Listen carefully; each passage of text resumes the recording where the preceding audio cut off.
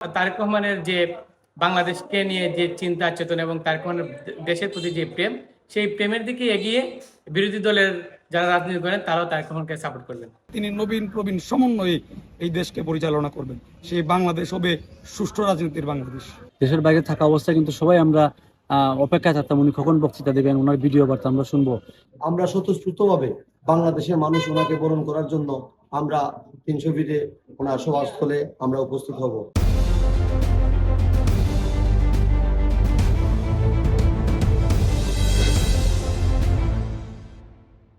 ওনার দেশে ফেরাকে কেন্দ্র করে সারা বাংলাদেশের মানুষ একটি উৎসবে আমেজে মেতে উঠেছে। দীর্ঘ দিন উনি ফ্যাসিবাদ বিরোধী আন্দোলন করেছেন এবং এই দেশের স্বাধীনতা সার্বভৌমত্বের পক্ষে উনি কাজ করেন বিদায় সারা দেশের মানুষ অধীর আগ্রহ নিয়ে বসে রয়েছে কখন তারেক রহমান দেশে আসবেন। উনি দেশে আসার পরে বাংলাদেশের যত সমস্ত রাজনৈতিক দল রয়েছে যারা স্বাধীনতা সার্বভৌমত্বকে বিশ্বাস করে এবং ধারণ করে, আমি মনে করি তারা অবশ্যই তারেক রহমানের উপস্থিতিতে তারা বাংলাদেশের জন্য, বাংলাদেশের পক্ষে এবং তারেক রহমানের যে বাংলাদেশকে নিয়ে যে চিন্তা চেতনা এবং তারেক রহমানের দেশের প্রতি যে প্রেম, সেই প্রেমের দিকে এগিয়ে বিরোধী দলের যারা রাজনীতি করেন তারাও তারেক রহমানকে সাপোর্ট করবেন। এবং তারেক রহমান যেহেতু শিক্ষাখাত নিয়ে স্বপ্ন দেখেন এবং দেশের তরুণ এবং যুব সমাজদের যাতে করে একটি বেকারত্ব দূর করে এবং তরুণ সমাজ যাতে মাদকাসক্ত থেকে দূরে থেকে দেশের জন্য এবং দেশের কল্যাণে কাজ করতে পারে, সেই দিকে তারেক রহমানের যেই মনোভাব রয়েছে এবং চিন্তা চেতনা রয়েছে, সেই দিক থেকে তরুণ সমাজ অবশ্যই তারেক রহমানের প্রতি আকৃষ্ট হবে। দীর্ঘদিন উনি ফ্যাসিবাদ বিরোধী আন্দোলন সংগ্রামে অংশগ্রহণ করেছেন। আশা করি বাংলাদেশে একটা সুষ্ঠু ধারা রাজনীতি ফিরে আসবে এবং আগামীর যে বাংলাদেশ, সেই বাংলাদেশ হবে সুষ্ঠু রাজনীতির বাংলাদেশ।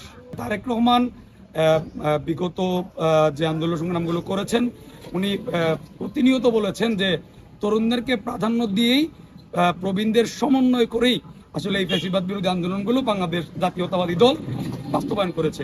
এবং আমি বিশ্বাস করি যদি আগামীতে উনি জনগণের ভোটে এই দেশের প্রধানমন্ত্রী নির্বাচিত হন, তাহলে তিনি নবীন প্রবীণ সমন্বয়ে এই দেশকে পরিচালনা করবেন। ফ্যাসিবাদের পতনের পরে বাংলাদেশ জাতীয়তাবাদী দলের যারা অঙ্গ সহযোগী সংগঠন আছেন এবং বাংলাদেশ জাতীয়তাবাদী দল বা জাতীয়তাবাদী আদর্শে যারা বিশ্বাস করেন, আমাদের রাজনৈতিক দলে যারা কর্মী সমর্থন করেছেন, সকলের মনের একটা প্রত্যাশা ছিল যে তারেক রহমান এই বীরের বেশে বাংলাদেশে প্রত্যাবর্তন করবেন এবং ইনশাল্লাহ আগামী 25 তারিখ উনি বাংলাদেশে আসতেছেন।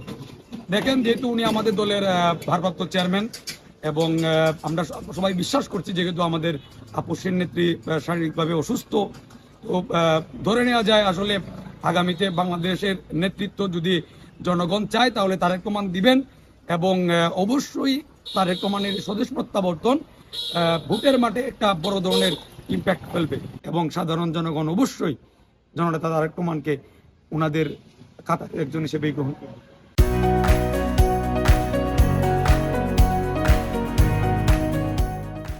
এতদিন উনি বিদেশ থেকে, সুদূর প্রবাসী থেকে উনি দল পরিচালনা করে আসছেন, কিন্তু যখন মানুষ সরাসরি ওনাকে দেখবে এবং ওনার মাধ্যমে দল যখন আরও গভীরভাবে পরিচালিত হবে, তখন কিন্তু মাঠ পর্যায়ে ব্যাপক একটা প্রভাব পড়বে এবং সেই প্রভাব আসলে উনি যেভাবে বক্তৃতা দিয়ে আসছেন যে এবারের প্রথম তরুণদের যে ভোট, প্রথম ভোটটি হওয়া হোক বিএনপির পক্ষে, সেই হিসাবে স্বাভাবিকভাবে সবাই কিন্তু অধীর আগ্রহে ওনার আগমনের অপেক্ষায় আছে।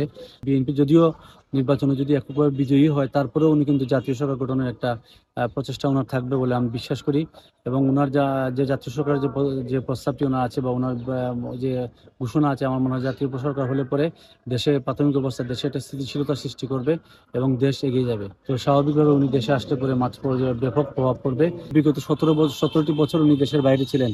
দেশের বাইরে থাকা অবস্থায় কিন্তু সবাই আমরা অপেক্ষায় থাকতাম উনি কখন বক্তৃতা দেবেন, ওনার ভিডিও বার্তা আমরা শুনবো। এখন যখন সরাসরি আসবেন এবং সরাসরি উনি বক্তব্য দেবেন, মাঠ পর্যায়ে উনি বিভিন্ন জেলায় কিন্তু উনি যাবেন এবং নির্বাচনী বক্তৃতা দেবেন এবং আমার মনে হয় যে সবাই উৎসাহ এবং উৎকণ্ঠা নিয়ে আমরা অধীর আগ্রহে বসে আছি।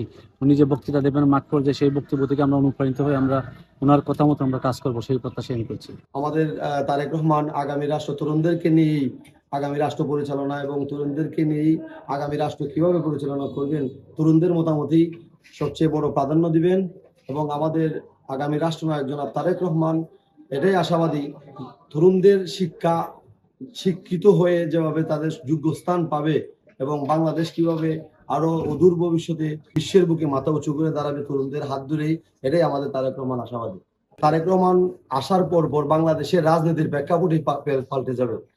আমাদের শহীদ প্রেসিডেন্ট জিয়াউর রহমান ওনার আদর্শে আদর্শিত তারেক রহমান এবং আমাদের জাতীয়তাবাদী পরিবার, আমরা আশাবাদী বাংলাদেশের মানুষ আমাদের তারেক রহমানকে বরণ করে নেবে এবং স্বতঃস্ফূর্তভাবে ভোটের আমেজ তৈরি হবে মানুষের মধ্যে।